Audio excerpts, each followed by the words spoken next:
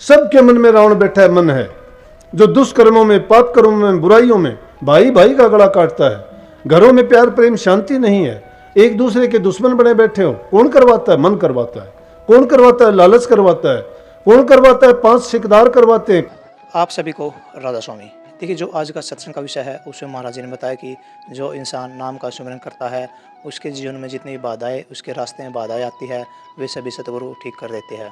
और साथ ही महाराज जी ने बताया कि नाम के सिमरन की कोई उम्र नहीं होती, इंसान कभी भी भगवान की भक्ति में अपने मन को लगा सकता है। और अगर इंसान भगवान की भक्ति में मन को लगाता है तो उसका मन पाक और पवित्र हो जाता है। और साथ ही महाराज जी ने बहुत ही अच्छी अच्छी बातें सत्संग में फरमाई है, जो बातें हमारे दैनिक जीवन के लिए बहुत ही ज़्यादा उपयोगी साबित होती है। तो चलिए आपका कीमती समय लेते हुए सत्संग को शुरू करते हैं। राधा स्वामी। क्योंकि जीव के कल्याण का साधन तो एक सत्संग ही है। और काम करने के लिए हमारे पास बहुत समय होता है।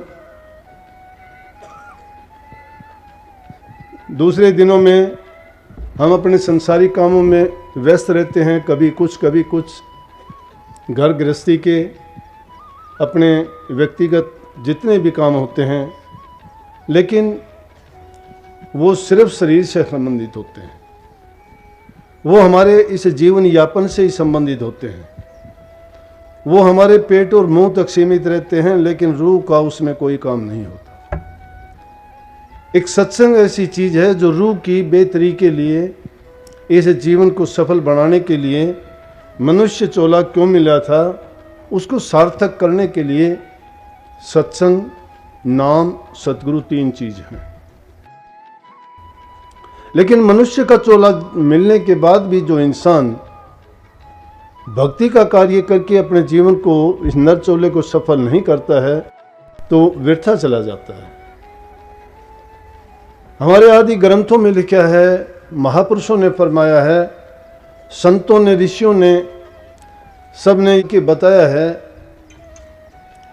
कि कुल मिला के 84 लाख योनि हैं।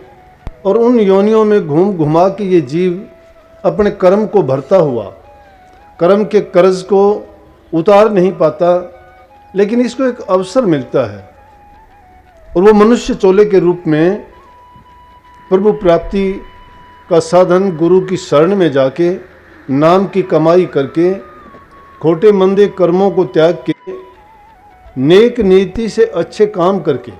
और अच्छे कामों में क्या क्या चीज़ होंगी?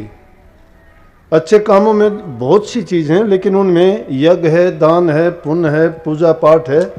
ये क्या है? लौकिक भक्ति में आते हैं। पारलौकिक भक्ति का तो एक ही है जिसमें आध्यात्मिक या आत्मिक उन्नति हो, वो सत्संग और नाम ही इस जीव के काम आते हैं। लेकिन इस 84 के चक्कर में इंसान का चोला, अगर हमने बिना नाम के, बिना नाम की कमाई के, जैसे नानक साहब ने ग्रंथ में फरमाया है कि जप तप संयम धर्म न कमाया। क्या क्या बोला? जप तप संयम धर्म न कमाया, साध संग न जानी हरि राया, कहे नानक हम नीच ही कर्मा, शरण पड़े की राखो शरण। कि जिसने इंसान का चोला लेके जप नहीं किया, तप नहीं किया, संयम नहीं किया और धर्म नहीं कमाया, ये 4 चीज मुख्य करके बता दी। और 5वीं चीज बता दी कि साध संग न जानी हरि राया। साध का संग वो सत्संग होता है। कि इन चीजों को अगर हमने नहीं जाना तो कहते हैं कि हम नीच कर्म करने वाले हैं। इन चीजों से जो आदमी वंचित है वो नीच कर्मों में फंसा हुआ है, क्योंकि वो पहचानता नहीं है कि कौन से काम नेक हैं, कौन से बुरे हैं, कौन से भले हैं। लेकिन जो नेकी के रास्ते पर चल पड़ता है उसको बुरे कर्म की पहचान भी हो जाती है, बुरे कर्म से वो डरता भी है और वो चाहता है कि मेरे से कोई ऐसा कर्म ना बने। और बन भी जाता है तो उसके दिल में पश्चाताप होता है और पश्चाताप उसकी सबसे बड़ी सज़ा होती है। जो इंसान बुरा करके पश्चाताप कर लेता है उसका माफ़ीनामा भी हो जाता है, क्योंकि उसने अपने आप को सज़ा दे ली। उसके जहन में, दिमाग में ये बात आ चुकी कि मैंने गलत किया है। जब उसको ये समझ आ जाती है कि गलत क्या है और सही क्या है, इंसान गलत जब तक करता है जब तक उसको सही की पहचान नहीं होती। और जब उसको ये पहचान हो जाती है कि ये गलत है या मेरे लिए अच्छा नहीं है, या ये किसी को दुख और कष्ट देने वाला है, जिससे किसी को कष्ट होता है बुरा काम है, जिसको किसी काम के करने से सुख मिलता है वो भला काम है, पुण्य का काम है, क्योंकि हमने किसी के लिए वो अच्छा किया है, किसी के मन को शांति दी है, उसको आत्मा या आत्मिक आनंद मिला है। लेकिन हम अगर किसी का अच्छा नहीं करते और बुरे कर्मों में फंसे रहते हैं तो फिर उसकी तो सज़ा ये है कि फिर हमें नीची योनियों में जाना पड़ेगा, फिर इंसान का चोला मिलने का क्या है, फिर तो हम नीच कर्म हो गए। लेकिन नानक साहब कहते हैं ऐसे महापुरुषों ने नीच कर्म नहीं किए, लेकिन वो क्या है, अपने जैसों को शिक्षा देने के लिए वो खुद का नाम ले देते हैं। नानक साहब ने क्यों अपना, कहते हैं कि शरण पड़े कि राखो शर्मा, वो नीच कर्म करने वाले थोड़े थे। कहते हैं कि प्रभु मैं आपकी शरण में हूँ, और शरण है क्या, आदमी जब अपने आप को समर्पण कर देता है तो उसके जिम्मे कोई चीज़ रह भी नहीं जाती। हम समर्पण करते नहीं हैं, अपने स्वार्थ के, अपने लालच के, अपने हित की काम और बातें सब पहचानते हैं, लेकिन दूसरे की जब बात आती है तो उसको हम कष्ट पहुंचाने का, दुख देने का ही काम करते हैं। मन से देते हैं उसको, वचन से देते हैं और कर्म से देते हैं। लेकिन जो आदमी इस चीज़ को पहचान जाता है तो इंसान के चोले को व्यर्थ नहीं गंवाता। जैसे किसी जमाने में एक राजा था, उसकी वृत्ति नहीं थी प्रभु भक्ति में, नेक कर्म नहीं कर सकता था, लेकिन उसकी घरवाली रानी बहुत अच्छी थी, प्रभु भक्ति में उसकी रुचि थी। नेक प्रभु भक्ति में जिसकी रुचि होगी उसके दिल में दया भी होगा, प्रेम भी हो गया, धैर्य भी होगी, शांति भी होगी, और वो परोपकारी भी होगा, दूसरे के हित की बात सोचेगा। तो रानी हमेशा सोचती रहती, राजा को चेताती रहती कि आप राजकाज के कामों में फंसे रहते हो, दुनियादारी के और कामों में फंसे रहते हो, किसी को सज़ा भी देते हो, किसी का भला भी करते होगे, वो अलग बात है, लेकिन कुछ भी करो लेकिन प्रभु की भक्ति भी किया करो कभी। लेकिन वो राजा नहीं सुनता था, आराम से सोता था, खाता था, पीता था। बोला सोना खाना पीना ये तो जीव जंतु दूसरे जीव भी करते हैं, जो प्रभु की भक्ति नहीं करता, इसके लिए समय नहीं निकालता राजा, वो बहुत मूर्ख है। आप मूर्ख से मूर्ख हो। राजा ने सोचा मैं मूर्ख हूँ, लोग मुझे राजा कहते हैं, मैं जो मुंह से निकालता हूँ वो कानून होता है, जिसको कहता हूँ वो बात मेरी सर्वमान्य होती है। रानी मुझे मूर्ख कहती है, डोंडी पिटवा दी और अपने राज में जितने भी मूर्ख थे सबको इकट्ठा कर लिया। रानी इसको मूर्ख क्यों कहती थी कि दुनिया के पदार्थ चाहे कितने भी किसी के पास हो, कितना किसी के पास धन हो, कितना किसी का लंबा चौड़ा परिवार हो, कितना किसी के शारीरिक बल हो, कितना उनका रूप हो, कितना ऊंचा पद हो, लेकिन अगर प्रभु की भक्ति नहीं है तो कुछ भी नहीं है।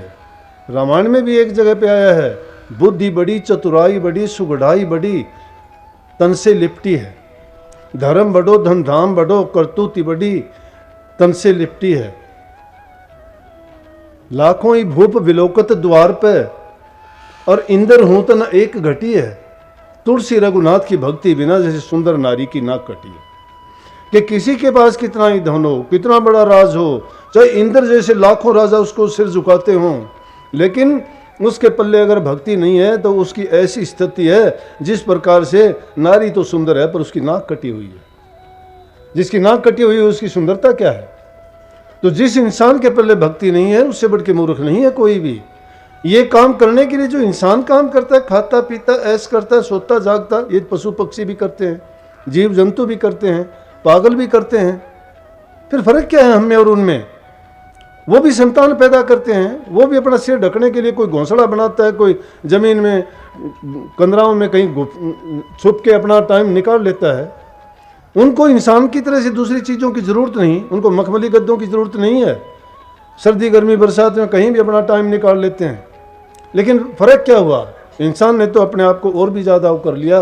वो तो अनजान है बेचारे, बुद्धिहीन है, उनके पास तो साधन नहीं है, लेकिन इंसान के पास सारे साधन हैं।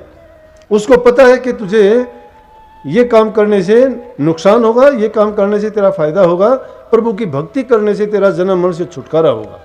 लेकिन इंसान के चोले को कोई शराब में, कोई कबाब में, कोई जुए में, कोई खोटे मंदे कर्मों में, कोई चोरी में, कोई चुगली में, कोई निंदा में, कोई किसी चीज में, इनमें डाल के बर्बाद कर देते हैं। क्या इंसान पड़ा है उनका? अरे प्रभु का नाम लेने में देर नहीं लगती। राम में तो 2 ही अक्षर राम है, और दूसरे रूप में लोगे तो ओम का नाम लेते तो ओम है, वो भी 2-2.5 है। गॉड कहो तो भी 2-3 शब्द हैं, लेकिन उनको जपना रटना, उनको याद करना है क्या? नेक नामी, नेक कर्म करना, अपने मन को पवित्र बनाना, बुराइयों से बचा के चलना, क्योंकि वो गुण परमात्मा के हैं। परमात्मा के गुणों को अपनाना परमात्मा की भक्ति है। गुरु क्या बताता है? गुरु यही तो कहता है। सत्संग में समझाया क्या जाता है? नाम बड़ी चीज है, लेकिन नाम की व्याख्या क्या है? नाम की व्याख्या सत्संग है। जिसने सत्संग के माध्यम से उस ज्ञान को अर्जित नहीं किया और अपने मन को नहीं सुधारा, मन में रह के मनमुक्ता के काम करोगे। मन करेगा शरीर के लिए, शरीर में इंद्रियां लगी हुई हैं। इंद्रियां कौन है? 5 हैं, रूप रस गंध, ये चीजें, शब्द और स्पर्श, ये 5 रस हैं जो इस जीव को लूटा करते हैं। कही है, एक जगह पे आई है कि सगली सृष्टि के 5 सिकदार, 5 सिकदार, शिकारी है 5। सगली सृष्टि के 5 सिकदार, राम भगत के पानी हार, जगत पास से लेते दान, और गुरु भगत को, राम भगत को कर ही प्रणाम। राम के जो भगत हैं उनको तो प्रणाम करते हैं, लेकिन जो राम के भगत नहीं है, नाम से जो वंचित हैं, जो गुरु ज्ञान को नहीं जानते, उनको ये उस साकित की तरह से लूट लेते हैं, खाते हैं और उनको बर्बाद कर देते हैं। जो पूंजी इंसान लेके आया था संसार में, वो व्यर्थ गवा के जाता है, इसके पल्ले कुछ नहीं रहता। फिर 84 में धक्के खाता है, फिर इसको कभी मौका मिले या ना मिले, लेकिन इंसान उसका दुरुपयोग करता है। वो सोचता है जब और हमें दोबारा मौका नहीं मिलना तो क्यों ना जो अब मिला है इसी में जो करना चाहिए वो कर लें। ये संसार के सुख, ये संसार की खुशियाँ, ये संसार के साधन सब हमारे लिए ही तो हैं, क्यों ना हम इसका फ़ायदा उठाएं। क्या फ़ायदा उठाओगे? हमारे से पहले बहुत बहुत बड़े हुए, काना मान करे ना मूर्ख, आखिर सब झाड़ चले, छोड़ छाड़ के गए सभी साधु संत पुकार चले, नाम जिन्हादा जप दी खलकत राम कृष्ण अवतार चले, अर्जन दे अजबाण न दिस दे भीमकार बलकार चले, जिन्हा किले सोरण दे किते ओ भी छड़ प्यार चले, नवज हकीमा दे हथ रह गई प्यारे छड़ प्यार चले, मोया न जो कर्ण जीव दे ओ भी प्यारे यार चले। कौन रहा दुनिया में? वैद नहीं रहे, हकीम नहीं रहे, संत नहीं रहे, फकीर नहीं रहे, सब के सब गए। लेकिन कैसे गए? एक वो काम करके गए दुनिया में, नेक नामी करके गए, जाने के बाद भी जिंदा है। जन जन की जो जबान पर है वो गए नहीं, वो अमर है। एक वो है जो बुरे कर्म करके गए, जिनकी आज भी हम उनको किस रूप में क्या उनकी बेइज्जती करते हैं। किसी के पुतले जलाते हैं, किसी को जूते लगाते हैं, किसी को किसी रूप में। रावण को कोई पूछता है? हर साल आग लगाते हो, लेकिन इंसान के शरीर के अंदर जो रावण बैठा हुआ है उसको कभी आप जलाते हो? सबके मन में रावण बैठा है, मन है जो दुष्कर्मों में, पाप कर्मों में, बुराइयों में भाई भाई का गला काटता है। घरों में प्यार प्रेम शांति नहीं है, एक दूसरे के दुश्मन बने बैठे हो। कौन करवाता है? मन करवाता है। कौन करवाता है? लालच करवाता है। कौन करवाता है? 5 सिकदार करवाते हैं। काम है, क्रोध है, लोभ है, मोह है, अहंकार है। ये लूटते हैं इस जीव को। दुष्ट हैं, दुश्मन है वो इंसान के, इनके बस में पड़ जाता है। मन 5 के बस पड़े, और मन के बस नहीं 5। जित देखो तित धों लगी, जित जाऊं चित आंच। जहां देखते हैं वहीं आग लगी हुई है। इन अग्नियों में, 5 अग्नियों में जलते हैं। कोई काम में जलता है, कोई क्रोध में जलता है, कोई लोभ में, कोई मोह में, कोई अहंकार में आके जीवन को बर्बाद कर देते हैं। इसलिए उस रानी ने राजा को कहा कि राजा तू मूर्ख है। राजा को बड़ा दुख हुआ कि मैं इतना बड़ा राजा होते हुए सब मंत्री लोग भी मेरी दाद देते हैं, बुद्धि की, ज्ञान की, समझ की, सब प्रकार के मैं अच्छे से अच्छे नेक काम करता हूं, रानी मुझे क्यों कहती है बेवकूफ? सारे राज्य में ढिंडोरा पिटवा के सब मूर्खों को इकट्ठा कर लिया। सब मूर्खों को इकट्ठा करके कहने लगा कि सबसे ज्यादा जो मूर्ख है उसमें से एक ढूंढ निकाला कि ये सबसे ज्यादा मूर्ख है, और उस मूर्ख को एक सोने का डंडा दे दिया राजा ने कि ये ले, तेरे से ज्यादा जो मूर्ख हो उसको ये डंडा सौंप देना। वो मूर्ख था, वो पूरे राज्य में घूमता है, कहीं उसको उससे ज्यादा मूर्ख नहीं मिला, किसको दे? काफी दिन बीत गए इस तरह से। राजा की बड़ी उम्र थी, राजा बीमार हो गया।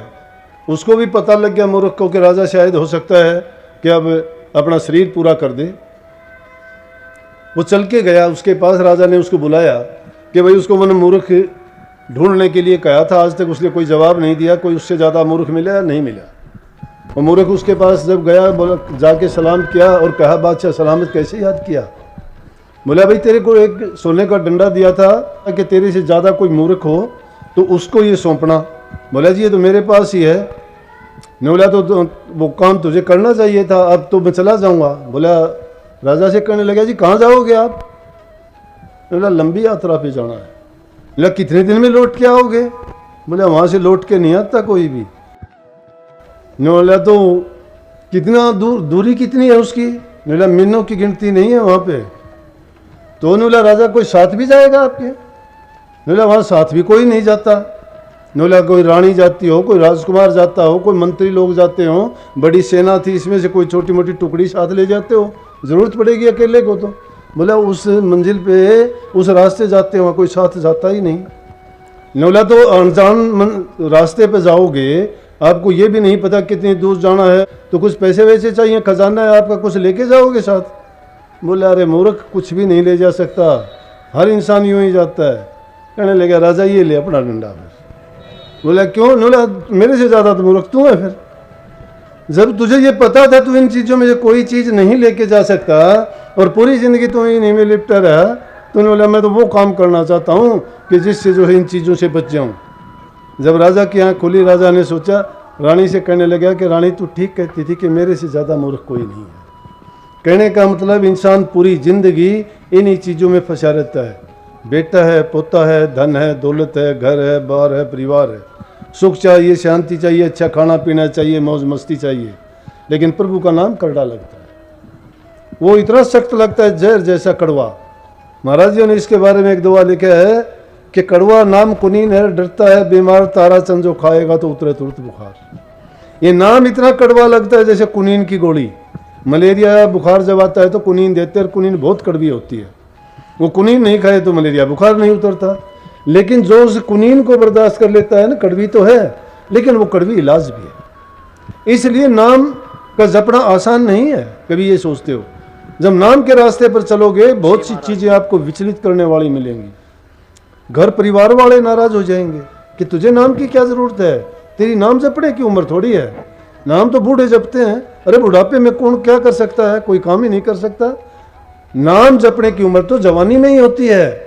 और ये वो चीज़ नहीं, संतों ने इस युग में इसको तो इतना सस्ता और आसान कर दिया कि घर गृहस्थी के सारे काम करो, खुशी से रहो, अपना खूब कमा के खाओ, सब प्रकार के आनंद हैं वो लो, लेकिन उसके साथ साथ प्रभु की भक्ति को क्यों भूलते हो? उसको अगर तुम करते जाओगे, जिस प्रकार अपने कपड़े रोज़ाना साफ करते हो, शरीर को रोज़ाना साफ करते हो, मैल जो चढ़ती है उतर जाती है। हमसे तो अच्छे फिर ये ईसाई लोग हैं, वो कहते हैं कि 5 दिन तक तुम कुछ भी काम करते रहो, मांस खाओ, मदिरा पियो, कहीं भी जाओ, कहीं भी आओ, कुछ भी करो। अगर कुछ हो जाता है तो शनिवार के दिन या शुक्रवार के दिन जाके चर्च में, और उसको कन्फेस डे बोलते हैं, कि उस दिन जाके अपनी गलती मान लो कि मैंने गलती की, माफ़ करो। 5-6 दिन तक जो करना करो, एक दिन जाके माफ़ी मांग लो। और फिर वो सोचते हैं कि मैं उनसे भाल हो गया, मैंने वो सब सफ़ा हो गया, लेकिन गलत है। ये बात सोचो कि प्रभु का नाम तो उस तरह से है जिस प्रकार से स्नान करना। तुम सारे काम करते हो, जाने में अनजाने में गलती होती है, पाप कर्म भी हो जाते हैं। जानबूझ के जो करता है वो तो उस कर्म का भागी बनता है, क्योंकि उसने जानबूझ के। अनजाने में हम भी अगर किसी से हो जाते, जाने में हो अनजाने में हो, लेकिन प्रभु का नाम अगर लोगे तो तुम्हारे पाप कर्म धुल जाते हैं। सत्संग को पूरा सुनने के लिए बहुत बहुत धन्यवाद। हम आशा करते हैं आपने सत्संग को बड़ा ही ध्यान से सुना होगा। कृपया सत्संग में जो बातें महाराज जी ने बताई है, उन बातों को, उन प्रवचनों को अपने जीवन में उतार कर अपने जीवन को सफल अवश्य बनाइए, और साथ ही नाम का सुमिरन हमेशा करते रहिए, ताकि आपका मन पाक और पवित्र हो सके। और अगर आपको सत्संग अच्छा लगा तो कमेंट में राधा स्वामी लिखकर पुण्य भागीदार अवश्य बनिए। मिलते हैं जल्दी एक नए सत्संग के साथ, तब तक के लिए राधा स्वामी।